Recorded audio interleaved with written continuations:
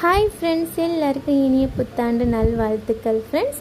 இன்றைக்கி நான் சாமிக்கு படித்த அவளை தான் எப்படி சாமிக்கு அவள் வச்சு படித்தேங்கிறத எந்த மெத்தடில் வச்சேங்கிறத வீடியோவில் உங்களுக்கு நான் காணிக்க போகிறேன். ஃபஸ்ட்டு நெய்யில் தேங்காவை வறுத்து எடுத்துக்கிட்டேன்.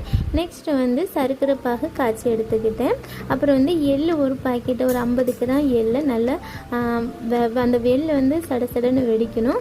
வெடிக்க அளவுக்கு நம்ம வறுத்து எடுத்துக்கிடலாம். தேவையான அளவுக்கு அவல் போட்டுக்கிட்டு நம்ம காய்ச்சி வச்சுருக்க சர்க்கரை பாகை ஒரு அரிப்பு வச்சு அரித்து எடுத்துக்கிட்டு நம்ம கொஞ்சம் கொஞ்சமாக ஊற்றி கிண்டிக்கிடலாம். அதில் ஊற்றி நம்ம நெய்யில் வறுத்து வச்சுருக்க தேங்காவையும் எள்ளையும் அதில் சேர்த்துக்கிட்டு நல்லா கிளறி விட்டுக்கிடலாம் ஃப்ரெண்ட்ஸ்.